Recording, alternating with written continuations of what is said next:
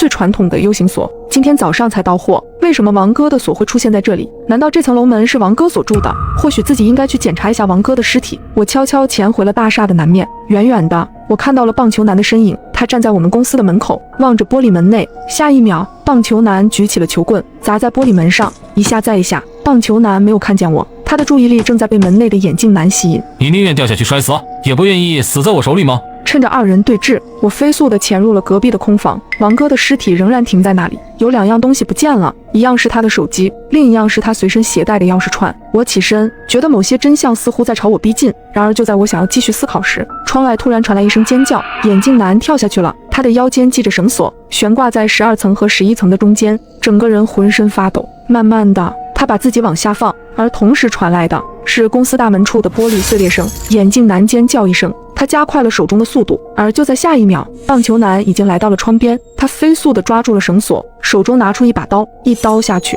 下一秒，眼镜男突然发出了一声撕心裂肺的尖叫，他整个人从11楼窗口掉了下去。眼镜男死了，只差一点他就要成功了。这时门口传来了砸门的声音，球棍砰砰地砸在门上。林岩，我发现你了。我不断地往后退，一路退到角落里，只要这道门被撞开，就是我的死期。然而不知道过了多久，撞门声突然停了，外面重新变得很安静。我以为棒球男砸累了，只是短暂的休息一下。然而5分钟过去了，10分钟过去了，20分钟过去了，门外再也没有传来任何声响。我走上前去，从门缝往外望了望，外面的走廊黑漆漆的，没有人。然而下一瞬，我便意识到不对，后退一步，我缓缓趴在了地上。下一秒，我和棒球男的眼睛对上了，他并没有离开，而是趴在地上，死死地盯着我看。我发出了一声惨叫：求求你，放过我吧！你到底为什么要杀人？我没有得罪过你，我真的没有得罪过你啊！外面一片寂静，棒球男并没有做任何回答。突然，我觉得似乎有点不对劲，棒球男刚刚看我的眼神好奇怪。我趴下去，